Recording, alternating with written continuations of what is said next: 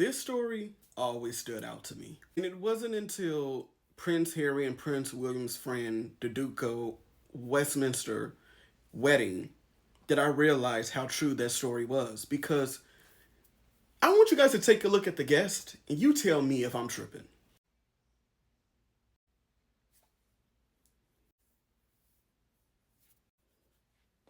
Are y'all catching on to this? Are y'all seeing the pattern?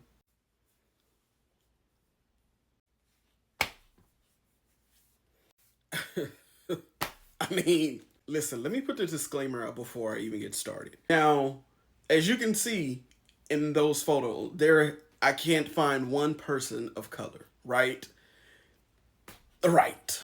And this is the aristocratic circle that we've always heard about in the UK, these very rich elite Brits who pretty much, run the place. And that's not to say that there aren't any people of color part of that small, very elitist group.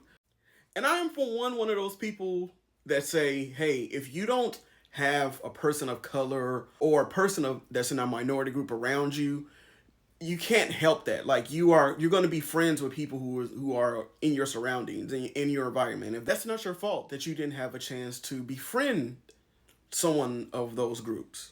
And I don't think that you should be criticized for that, because that's everyone. You're going to link, or you're going to connect with people that's a part of your bubble, that's a part of your environment in close distance. However, when you go back to this story and many other stories of so many times we've heard friends of Harry, friends of William leaking stuff about her in particular, then that's when we have a problem, because a lot of this is not just about the race element, but it's also about the cultural differences.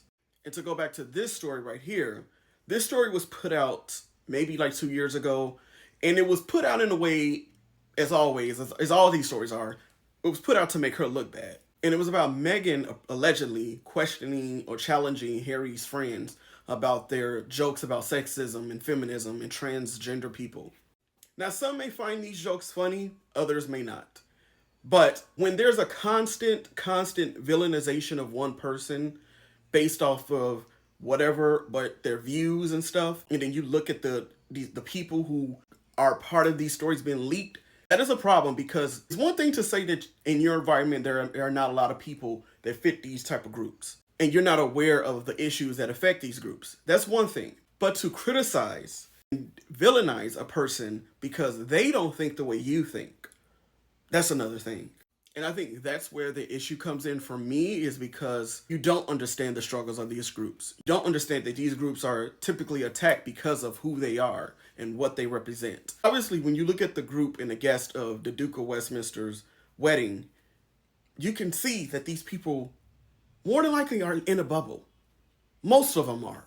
And because of that, this clashing of cultures, it's classism, it's race, it's all of the above, all of the isms.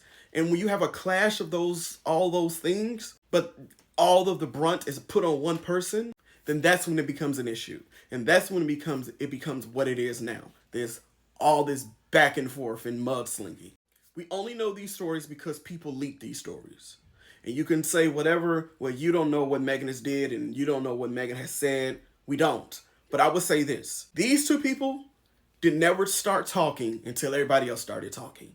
And in my opinion, and how I feel, you can't be upset at my reaction for something that you did to me. If you slap me and knock me upside my head and I respond to you, you may not like that I responded in the way that I did, but the blame has to be put on you.